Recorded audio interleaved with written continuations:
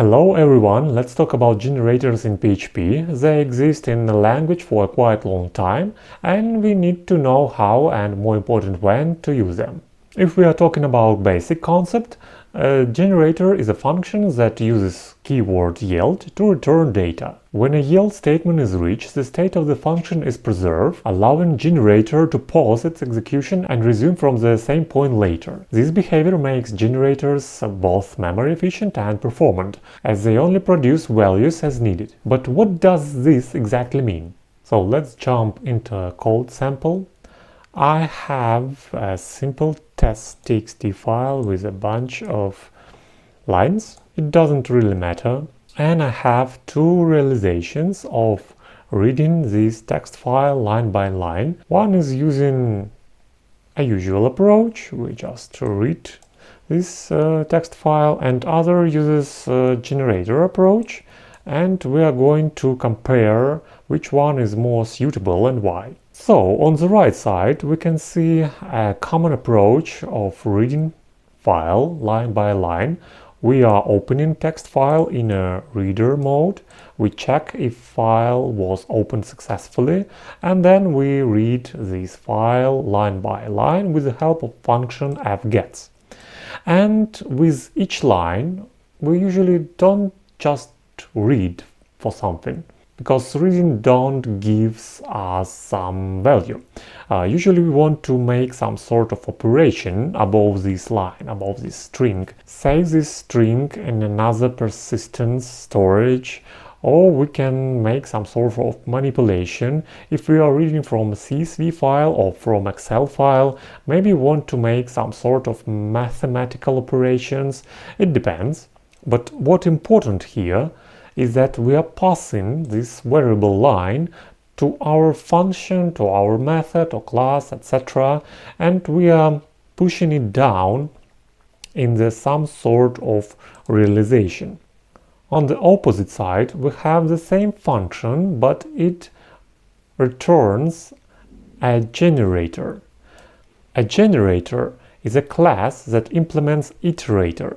That means that this instance can be iterated, for example, with the help of foreach loop. And we are doing the same. We are opening a file, we are checking if file is successfully opened, and we are reading line by line with the help of function fgets. But what we do instead, we are not passing or pushing our line deeper in our stack. We are yielding this line, and it means that we can use function readFileLineByLine differently. We can iterate it in somewhere in our another business layer. It may be this class, it may be other class, it may be other namespace, etc. But now we are doing some business logic not in the readFileLineByLine function itself. We are doing it somewhere else, and we are calling this function from outer world, not in a readFileLineByLine function.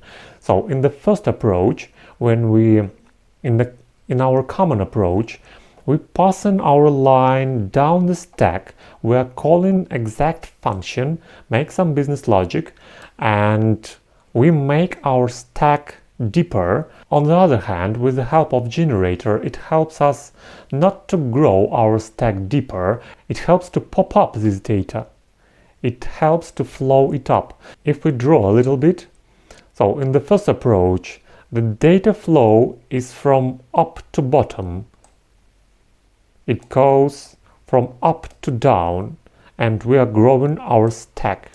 You know the word stack because we are all using Stack Overflow. Stack are levels that are grouped together and they embedded in each other. And in our generator function, we are passing our data from bottom to up. So we are not incrementing our stack. Our data pop-ups and we can manage it from outside. And this is the main difference in these two approaches. But why generators can be better in these terms? Our left example is more stable because even if we want to add some sort of new logic, maybe some sort of completely new logic and completely different logic. Our function readFileLineByLine is totally stable. It manages open-close principle. We don't need to do anything with this function. It reads our text file, it makes it good, and that's it. All we have to do, we need to extend another place. We need to extend these foreach statements, this foreach loop. For example, we can add some sort of another logic function where we are passing our line variable. Maybe if it's completely different logic, we can even call another class from another namespace. But this is our point of truth. This is where we are handling and managing our line variable, and we can do anything we want with it because our reading function is already stable. But what happens in a common approach? Let's see. If we need to add some sort of different logic, it's not correct to add some sort of logic here, because it may be a class that implements some sort of math operation, and then we want to calculate hashes.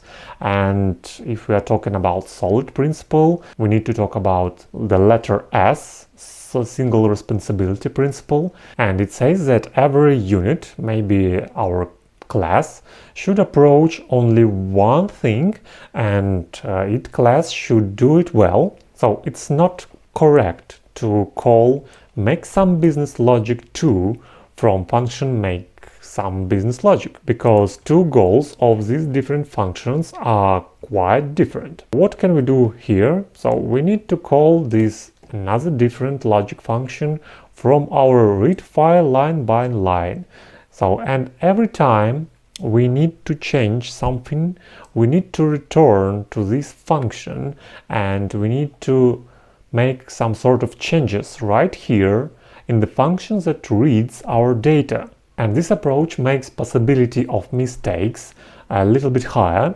It's just a naive example, but imagine that this reading function can be quite complex, and your business logic can be quite complex. If you should make changes in a couple of places instead of one, it increases the possibility of our mistakes. These examples both memory efficient, but the example of generator has simplification of code. The generator version encapsulates the file reading logic within the generator function readFileLineByLine. This makes the foreach loop that processes each line cleaner and more focused on actual processing logic, rather than the mechanics of reading the file. The generator function can be reused in different parts of your application, promoting code reusability. You can easily modify the generator for different types of file processing tasks without changing the consumer code.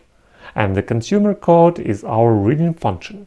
The difference is subtle, but with the help of generator, you can create your classes and namespaces in more proper manner. And this approach decreases the chances of mistakes and the chances of future bugs. And this is what we programmers, web developers really want, because we can sleep much better at night.